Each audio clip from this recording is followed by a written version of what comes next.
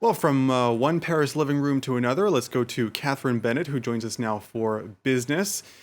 Catherine, let's start with news from the United States, with a country which is still in the grips of the coronavirus pandemic, and its economy is still very fragile. The U.S. Treasury has decided not to extend relief programs, and that's left some economists scratching their heads.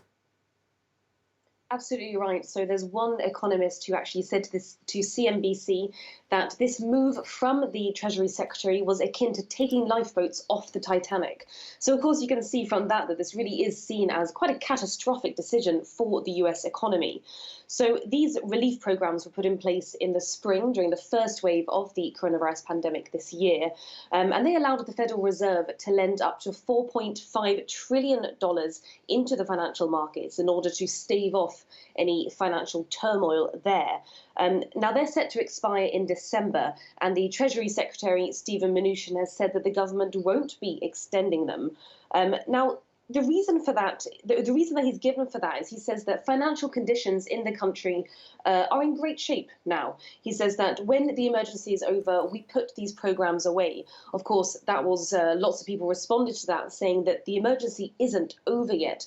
But another reason as well is that Stephen Mnuchin wants to use these funds. He wants the Federal Reserve to return funds that haven't been used through this support tool, and that would effectively put $455 billion back in the government's pocket. So there is a reason for that. There's this idea that these relief programs haven't been used efficiently, and that there's a lot of money still left over.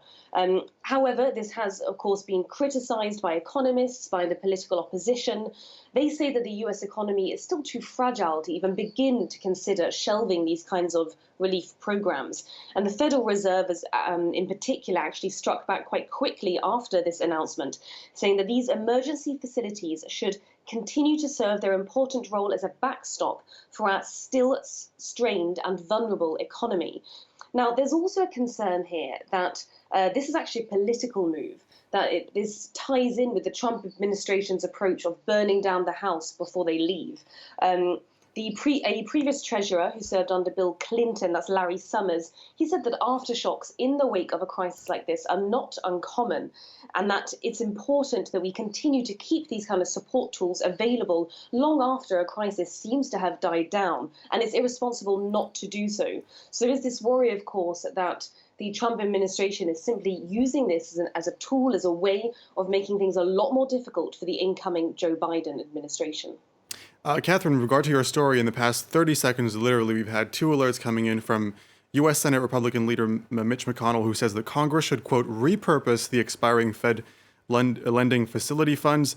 He also said that those funds should be applied toward targeted coronavirus relief. So an update there on your story. Let's move now to the Paris Air Forum, which opened today. What are we hearing from the conference about how aviation industry professionals see the future of that industry? Well, it's pretty much the same message that we have been seeing through the pandemic. It's a very negative outlook for the industry. They're saying that airlines need a lot more injections of cash or financial aid if they're going to survive through the end of the year. So you had the IATA, that's the International Air Transport Association. They said today that global airlines are going to need $80 billion in aid in the next few months to stop a number of airlines sinking, and that's globally as well. Now, governments have already given a lot in financial aid, but of course, there are still global travel restrictions all over the world. And the Northern Hemisphere is, of course, going into winter. And that's the low season as well for airlines. So all of this means that things are still looking quite bad for the sector. And that's essentially what we've been hearing from the forum today. The IATA previously predicted that the sector would lose up to $87 billion this year in revenue. They're actually upgrading that to $100 billion. That's what they're expecting to see in deficit from the sector this year because of the coronavirus pandemic. Catherine Bennett, France 24's business correspondent. Thank you very much, Catherine.